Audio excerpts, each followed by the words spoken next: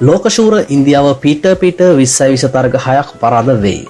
අයර්ලන්තයෙන් white wash ඉන්දියාව එංගලන්තයෙන් clean wash උණු හැටි. ඉතින් අපේ channel එකත් subscribe කරගෙනම අපි යමු වීඩියෝ එකට. ලෝකශූර ඉන්දියාව සහ එංගලන්තය අතර පැවති 5 වන සහ අවසන් 20 තරගය ඊයේ අවසන් වුණා.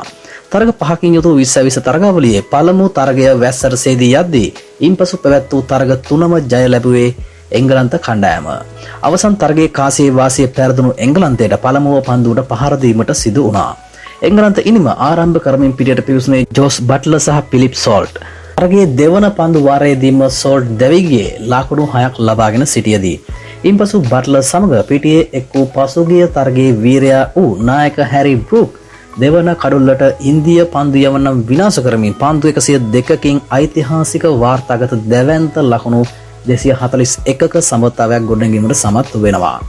ඔවුන් දෙදෙනාගේ මෙම ලෝක වාර්තාව දෙවැනි ඌයේ 2019 දී ඇෆ්ගනිස්තානයේ විසින් අයර්ලන්තයට එරෙහිව තැබූ ලකුණු 236 සමතාවයට පමණයි. දෙවන කඩුල්ල ලෙස බට්ලර් දැවී යන විට ඔහු පන්දු 64කින් ලකුණු 131ක විශිෂ්ට ඉනිමක් දියත් කරගෙන සිටියා. ඔහුගේ ඉනිමට 6 පහර 8ක් සහ 4 පහර 12ක් ඇතුළත් වුණා. නායක හැරි බෲක් පන්දු 45කින් නොදවී ලකුණු 95ක් ලබා ගැනීමට සමත් වුණා. ඔවුන් දෙදෙනාගේ දැවැන්ත සමතාවය නිසා නියමිත පන්දු වාර 20 අවසානයේ එංගලන්ත කණ්ඩායම කඩලු 3කට ලකුණු 257ක දැවැන්ත ලකුණු පූර්වක් නිර්මාණය කළේ ඉන්දියාවට එරෙහිව ඔවුන් රැස් කළ වැඩිම 20 ලකුණු බවට පත් කරමින්. ලකුණු 258ක අති දැවැන්ත ඉලක්කයක් හඹා යාමට පිටියට පිවිසි ඉන්දියා කණ්ඩායමට ලබාගත හැකි වූයේ කඩලු 8ක් දැවී ලකුණු 201ක් පමණයි. ඉන්දියාව වෙනුවෙන් ඉෂාන් කිෂාන් සහ තිලක් වර්මා අර්ධ ශතක ලබා ගත්තා.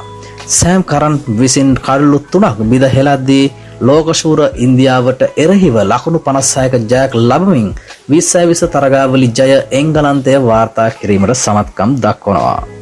මෙම තරගයත් සමග ලෝකශූර ඉන්දියාව අයර්ලන්තය හමුවේ පරාද වූ තරග දෙකත් සමගින් පිට තරග 6ක් පරාජය වීමට සිදු වුණා.